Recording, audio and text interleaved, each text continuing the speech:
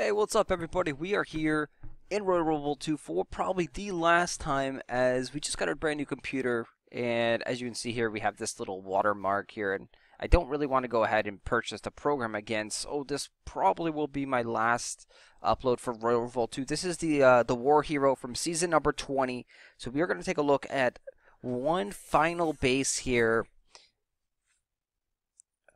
and do a kind of a rate my base, a farewell episodes for one of the best, most active farming players of all time in the war seasons. Is crazy. He's won so many of the war hero events.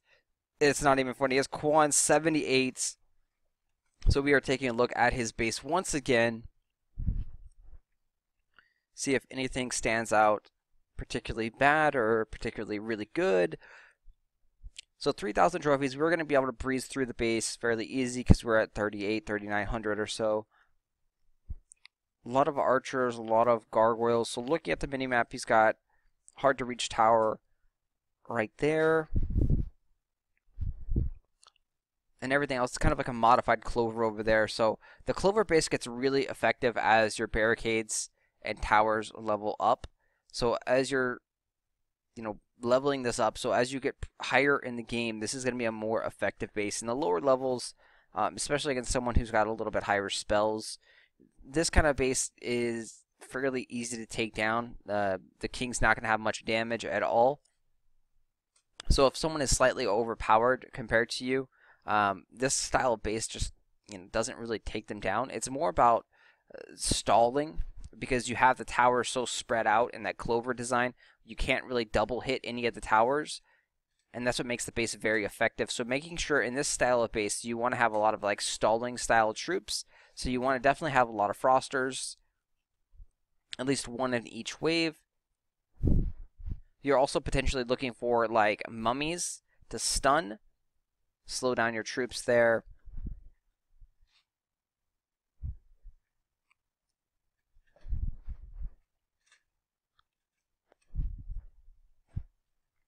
To beat against these bases, you need to make sure that you have like full HP. You need to use the scream feature to bring your guys out of that choke point right there.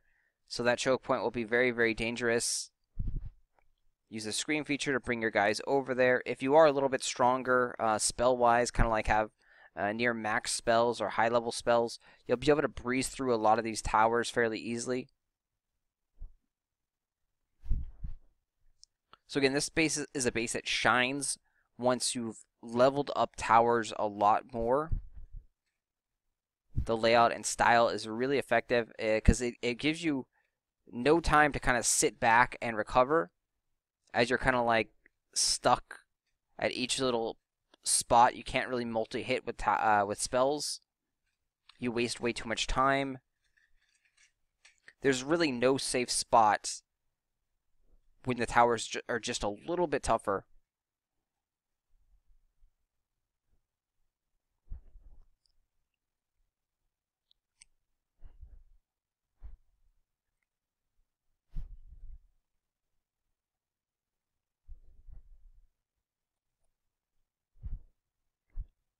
Yeah, so overall it's very, very good. It just potentially do mummy, and then obviously leveling up the towers. You can see even with me being overpowered, I still had, 50 seconds left or so, which is not, it's not that much time. So if you make a couple mistakes here and there, you can see we're level 86.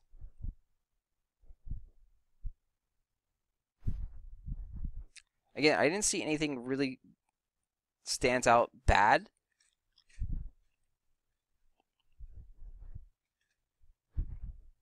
Probably the gargoyle tower, you don't need to have one of those in there unless you got elite boost on the gargoyle tower.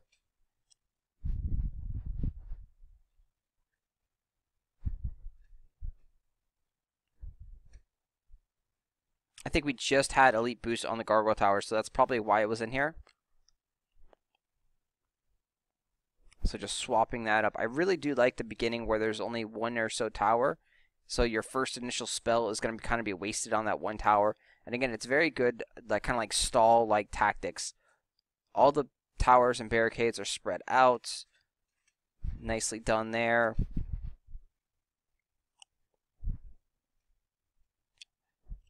Potentially in this style, you might want to take out the spikes and use barricades only, because again, this is more of a stalling base. So right in that situation, we had 4 towers or 4 structures plus a barricade that we could all destroy with one Sonic Blast.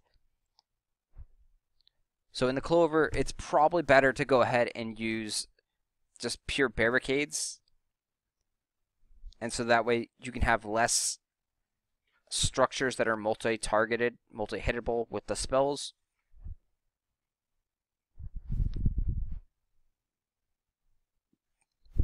But yeah, so that would be about it here. Taking out the spikes for the Clover design, because I really don't think that the spikes kind of like synergize with the Clover well.